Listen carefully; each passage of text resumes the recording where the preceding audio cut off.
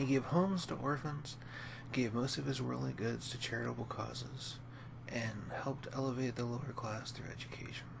It's pretty hard not to like George Mueller. This is a commemoration of his life and works. So, George Mueller was a man who had a great deal of influence on kind of a change in the way that London society worked.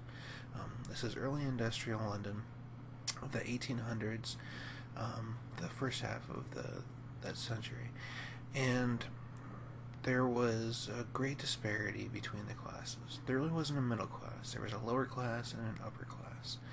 And there was a need being recognized by many people who were in the upper class that the lower class needed a change. George Mueller was very influential in establishing that change and in helping get a foothold in for public education, as well as several quality of life changes that happened in the later half of that century. George Mueller was a man of very deep conviction.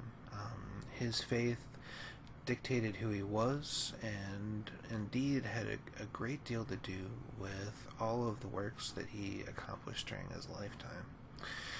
He believed that charity should be outgoing and should never be begged for. So rather than having bake-offs or trying to gather money from other rich people in order to establish his orphanages and his schools, rather George Mueller had faith in his God.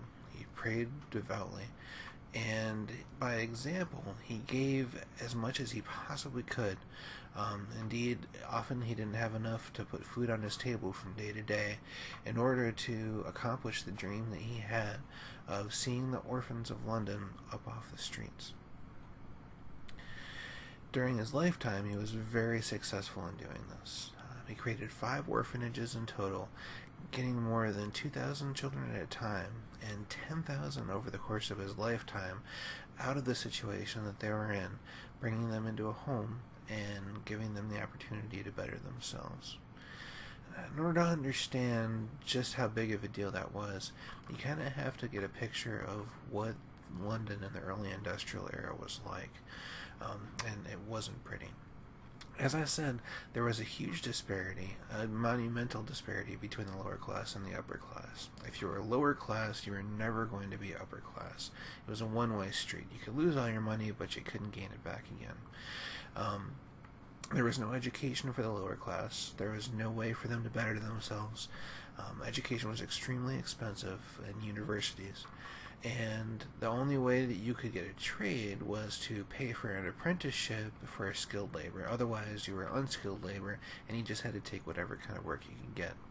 The working conditions were horrible. People were working from 16 to 18 hours a day. They were being paid a pittance, barely enough to buy bread and pay for housing. The housing was atrocious. Tenement housing in industrial era London was notorious for not only catching fire, but being full of vermin. Very unhealthy conditions for anybody, but especially young children. And once again, there were no other alternatives. London was packed. That was the only place where there were jobs, so that's where the lower class was. And everybody was just kind of stuck in this mill of hardships. Oftentimes, huge families, 6 to 8 children, sometimes more, would be stuck in a single-bedroom tenement apartment. And that was just life for them. They didn't have any other way. And as bad as life was for them, it was even worse for orphans. They didn't even have that one-bedroom tenement. There was basically no place for them to turn. There was no establishment for orphans. If the constables got a hold of them, they were sent off to basically work camps. And those work camps were not overseen or very poorly overseen, thus making very harsh conditions, and many orphans and children died in these conditions. They were often worked to death. The ones that weren't worked to death that managed to escape turned to a life of crime, which usually ended up being a pretty short life anyway. So it was a very bleak situation that George Mueller lived in for the children of London, and it touched his heart, and he really felt called to do something about that. So he established his first orphanage. It wasn't the only one. There were some others at the time. So he he did have some groundwork, but it definitely wasn't common, and there was no system for it, for getting orphans to parents or anything like that. Adoption was pretty much unheard of. So he was basically establishing a family home for these children, very similar to the type of orphanages that we have today. He provided a family environment. The children had to do chores, but it wasn't the labor, intense labor. They weren't farmed out to work. They were just expected to pull their own weight. And they were provided rudimentary education as well as some education in faith, in Christianity, which he felt was very important. Once again, he was treating these children as his family rather than wards of the state. He also established several schools for lower class children, which once again were non-existent. There was no lower class education at the time beyond what you got from your parents and your family. They were very low cost.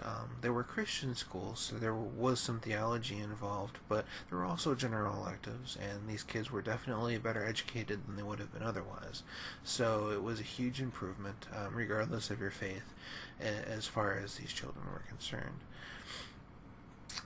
It's also worth mentioning that all these homes that he built, 5 homes in total, 10,000 children over his lifetime, there was no such thing as government aid. There was no money coming from any place else, and he never asked anybody for money. He lived by faith, and by faith all of his needs were met. That's an amazing thing. And it was an inspiration to generations after him, not only of Christianity, but of philanthropists in general. I believe that his example ended up not only inspiring, but also shaming some others who profess to be great philanthropists, but actually were only giving a fraction of what they could, versus this man who didn't have that much money, but gave everything that he had to others. So in conclusion, George Mueller had a tremendously positive impact on not only London, but the rest of the world, because his organization that lived after him, that was established unofficially by him, but then expanded quite a bit by his followers and his children, and the orphans that came back to help after him have reached out all over the world and created not only orphanages, but several other ministries, including those to elderly and to people in other countries that didn't have as much as we do in the Western world. So George Mueller is definitely a man worth commemorating, and we should all take a moment to think about what it was that he did and how much of an impact he made as a single man, and what we could do in a society where we have so much more. If you'd like to know more about him, there's a link in this last slide here, which you can definitely click on. It's sort of an unofficial autobiography, and it touches all the bases. It's by the Mueller Foundation, and it does have all the factual information that you might want to know, and it'll definitely get your appetite wet if you're interested in learning more about him. Thanks for listening.